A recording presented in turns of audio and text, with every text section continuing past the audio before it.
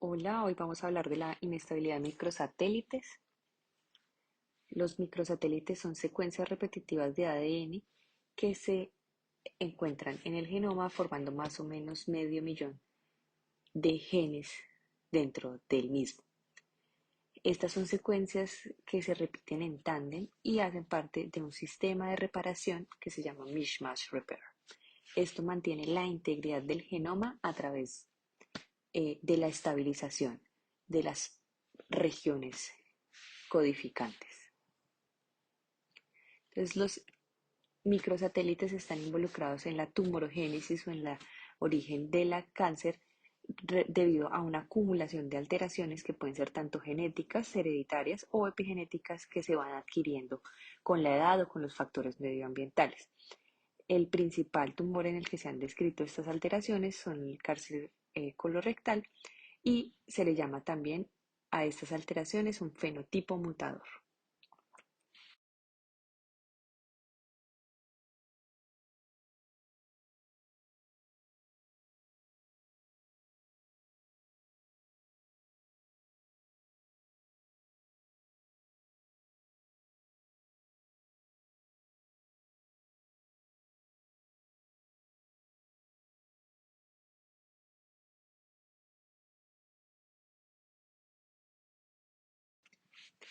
En el carcinoma colorectal esporádico también se pueden ver alteraciones epigenéticas de MLH1 y en la tumorogénesis gástrica pueden ser o de origen epigenético o en los dos orígenes genéticos que será la inestabilidad cromosómica que pues es mucho más compleja y en este caso la inestabilidad de microsatélites. Los microsatélites lo podemos determinar pues su alteración tanto por PCR como por inmunohistoquímica.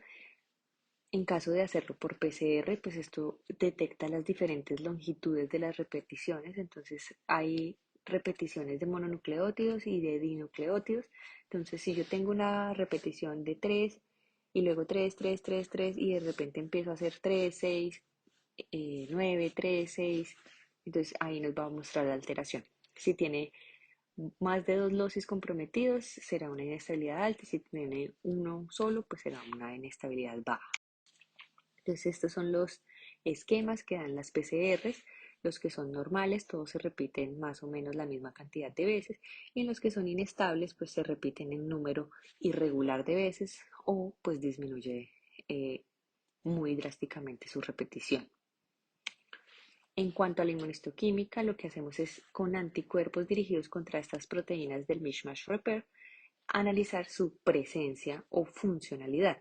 Entonces tenemos cuatro anticuerpos que son el MLH1, el PMS2, el MSH2 y el MSH6.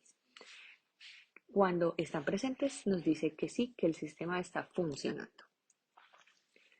La pérdida de estos marcadores es igual a una función deficiente de este sistema de reparación y esto mismo hace que el tumor tenga pues características especiales.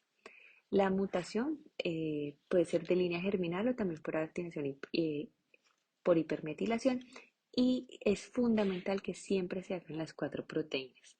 Generalmente uno las empareja MLH1 con PMS2 y MSH2 con MSH6. En este caso vemos la negatividad de los primeros dos. Cuando uno evalúa la inmunohistoquímica contra la PCR, son concordantes en el 97% de los casos. Sin embargo, la inmunohistoquímica es mucho más rápida, es mucho más barata y la sensibilidad y la especificidad son muy altas, lo que le hace una prueba de tamizaje perfecta en estos pacientes. En cuanto a cómo se ve la inmuno, lo principal es saber que la positividad no está en relación al porcentaje. Si yo tengo un tumor que expresa en parte el MMR, es positivo y si no lo expresa en todo, ahí sí es negativo. Entonces, a la izquierda tenemos un caso positivo para, en este caso, digamos que es MLH1 y al lado derecho negativo para MLH2. Este es un caso de la vida real en el que es muy importante ver que no solamente el tumor es positivo, sino también las células no tumorales. Entonces, las células no tumorales no son solo las epiteliales, sino también las estromales. Entonces, cuando uno revisa el control interno y externo de esa inmunohistoquímica que nos entregaron, tiene que revisar que el control externo marque y que en el control interno, digamos en este caso hay un pedazo de tumor y un fragmento no tumoral, el fragmento no tumoral marca tanto las glándulas como las estromas. Y pues aquí vemos el tumor francamente positivo y aquí la positividad del estroma.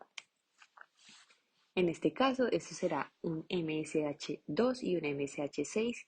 Miren que a pesar de que son el mismo tumor, que son los marcadores asociados pues, que al MMR, tienen expresiones diferentes, algunos un poquito más intensos, otros un poquito más débiles o más opacos, pero mientras exista la positividad se interpretará como positivo.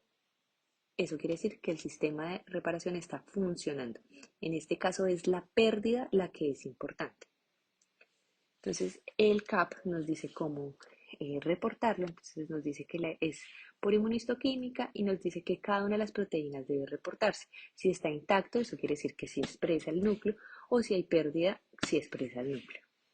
Y si por alguna razón no se aprecia cuál es la positividad, la negatividad, si algo falla, hay que poner no valorable o no contributivo.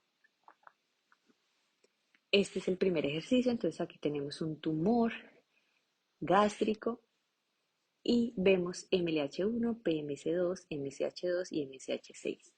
Entonces, ¿cuál sería el diagnóstico de la inestabilidad de este paciente?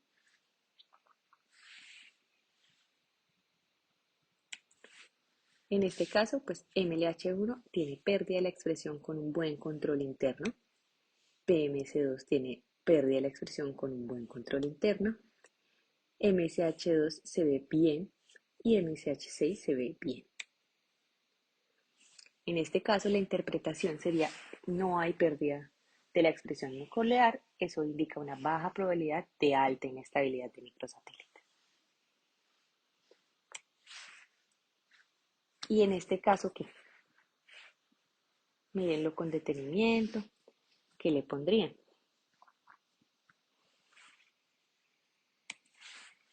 Ojo, parece positivo, ¿cierto? Pero miren que el estroma no marca absolutamente nada. Esto es un endometrio y suele suceder con los endometrios. Como se fijan pobremente, esta marcación que quedó como en los núcleos, como incluso en los citoplasmas, no funciona. No funciona y no podemos decir que es válido porque no está bien hecho. No tiene un control interno adecuado. Entonces uno ahí lo que puede hacer es decir que no es contributivo por características de fijación del tejido y siempre hay que revisar que tenga el control interno positivo. Este es un endometrio. Entonces, ¿qué le pondrían? Entonces, efectivamente, tiene conservado el MSH1 y perdido el PMS2. Digamos que el 2 y el 6 están conservados, entonces le reportaríamos únicamente que tiene pérdida del PMS2.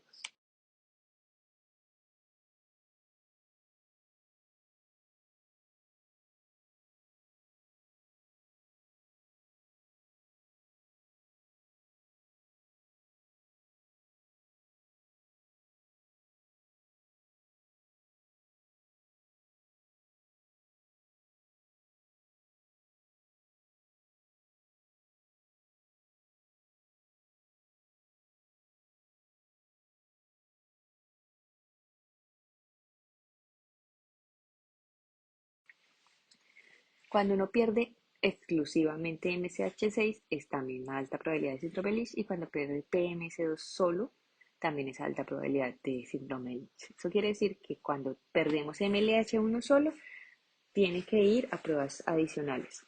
Cuando perdemos MLH1 y PMS2 juntos también va a pruebas adicionales. Pero si se pierde individualmente el 2, el 6 o el PMS2, es altísimo riesgo de síndrome Lynch. Sin embargo, todos estos suelen ser llevados a estudios moleculares más avanzados. Este es el ejercicio número 3. Digamos que todo está así. ¿Qué le pondríamos? Ahí es la pregunta, ¿no? Entonces, ¿esto es una marcación tenue o es background o es como un precipitado, pero yo no veo que marque el estroma? Entonces, ¿qué hago? Puedo repetirlo en otro eh, bloque que esté mejor conservado y me recibo esta sorpresa. Es el mismo paciente en otro bloque, quedó mejor fijado y tiene positividad. Si yo le digo al clínico que esto está negativo, pues seguramente tendrá que hacer las pruebas complementarias y se las podemos ahorrar repitiéndoselo en un bloque mejor fijado. Idealmente hay que escoger los bloques con menos necrosis, con mejor morfología celular y nuclear, para que no tengamos pues que repetirlos.